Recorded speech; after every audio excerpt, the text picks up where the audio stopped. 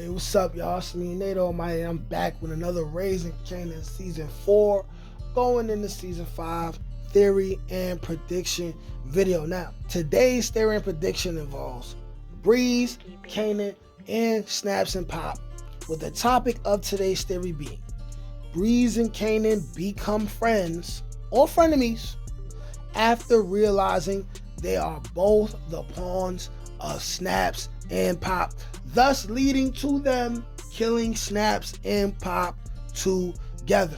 This video is going to be a banger, of course. I'm giving you guys the very best of the few Raising Kanan theories that I have before I decide to give you guys something else during Powers Off season. I will encourage you guys to let me know what kind of videos y'all want me to make in the comment section.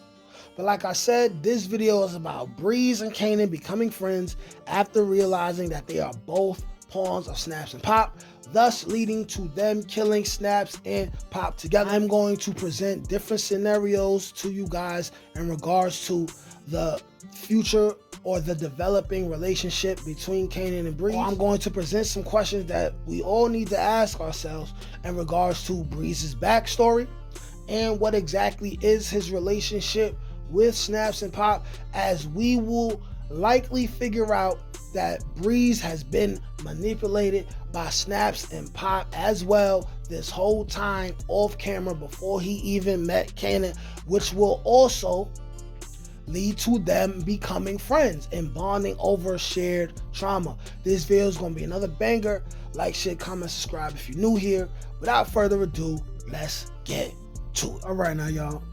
Let's break it down like this, and let's break it down well. First, we have to ask ourselves, who exactly are Snaps and Pop and what they're capable of? So what we know of Snaps and Pop is that they're smarter than your average street peddler. They're smarter than your average nigga in the hood. We know that they are the Bonnie and Clyde of the South Side. They ride together. They both have their own skill set. They bring their skill sets together to execute their plans. And we have to ask ourselves again, what are they capable of? Well, they're at least capable of hiring police to kill whoever they want, torture and kidnap whoever they want, right?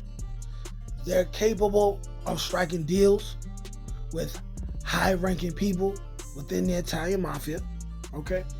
They're also capable of using master manipulation tactics.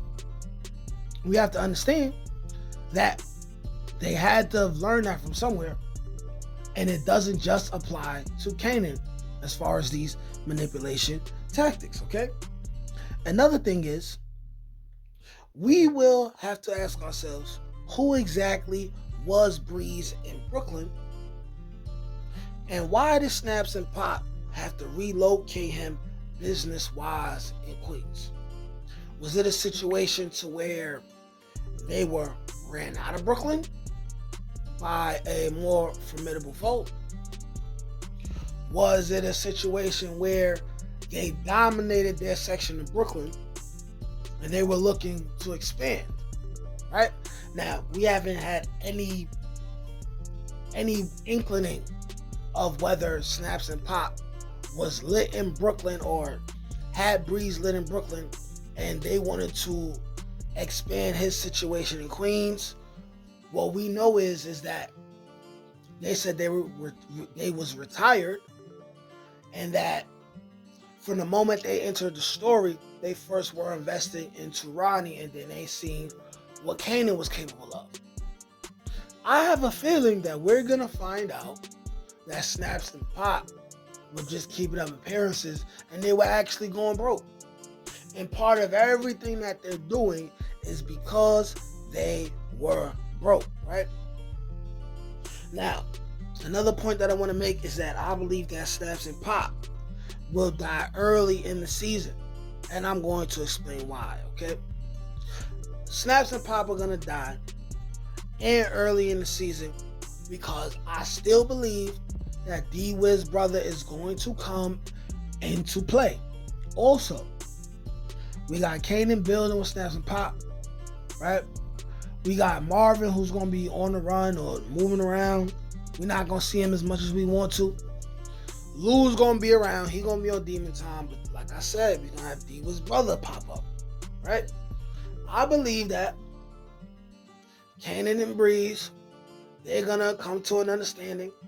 And by episode 5, 6, they're going to deal with Snaps and Pop, while Diva's brother has already been around doing whatever he's doing, and maybe not, they will know it's Diva's brother doing it, right? But where we stand, we've had 2 full seasons with Snaps and Pop, and there is no mention of them in OG Power. So they will definitely be killed in season 5 of Raising Kanan. But the only 2 questions about that are, how soon will they die, and who will do it? And I've already touched on that. Okay? I believe between episodes 5 and 7, they're gonna be gone. Now, I've also spoken about the possibility of Kanan and Rock taking out Snaps and Pop together after reconciling. I've also spoken on Kanan and Jukebox doing it. But as of now, I'm thinking, what would be a really good way for the writers to show us how much of a savage Breeze is than to have him kill his own family? And not only that, but with Kanan by his side, which would also show us the beginning of why Kanan and Breeze were able to forge a relationship strong enough to run the South Side. Even though I still believe that over the course of like Power Origins, where we have Ghost and Tommy's coming of age story, and of course Kanan and Breeze are going to be around, I believe that after a while it's mainly going to be a frenemies type of relationship between Breeze and Kanan, where it's like we benefit from each other, so we just gonna keep this thing rocking until Kanan finds a way to get Ghost to kill Breeze, right? And we know what that thing is, right? But this will happen, which leads us to the point of my theory. If Snaps and Pop are able to manipulate Kanan this much, what's not to say that even though things look, and I mean look, peachy keen on the outside between Breeze and his uncle and aunt, what if internally Breeze has dealt with similar manipulation that Kanan has went through with Snaps and Pop and Rock while he was in Queens? We have no idea who Breeze was in Queens before the point where he meets Kanan. We have no idea. So anything is possible, right? Anything that you can think of is possible. Now, what if Snaps and Pop have already gotten Breeze to kill someone that was close to him? Right? And I'm not saying his parents or anything, but it could easily be a friend, another family member, right? If so, how would Breeze feel seeing that Snaps and Pop are using Kanan the same way? And after they get cool, what then would Breeze think after finding out Snaps and Pop killed his best friend and his girlfriend? And I'm talking about they killed Kanan's best friend and girlfriend. He may just feel like it's simply time to stop letting the old heads both run and ruin their lives. All the games must end, right? Because at the end of the day, Snaps and Pop, they are in Kanan and Breeze's way, right? And it's time to kill them and bet on themselves for the rest of their lives, which we know at some point they actually do. Which will lead to Breeze telling Kanan what happened, and then the two of them finally killing Snaps and Pop together, because I do believe for sure that Snaps and Pop will, by mistake or on purpose, let Breeze know what they did to Kanan, which will be a mistake, okay? And they will then kill Snaps and Pop, thus freeing themselves of them forever. Would you guys like to see that? I'm asking you, the viewer, you, the listener. Let me know in the comments. Also, as we get to know Breeze next season, we have to find out about his parents. Where is his father and mother, or grandmother, or grandfather? And what if Snaps and Pop had something to do with that too? That would simply mean the plot thickens. Like, share, comment, subscribe.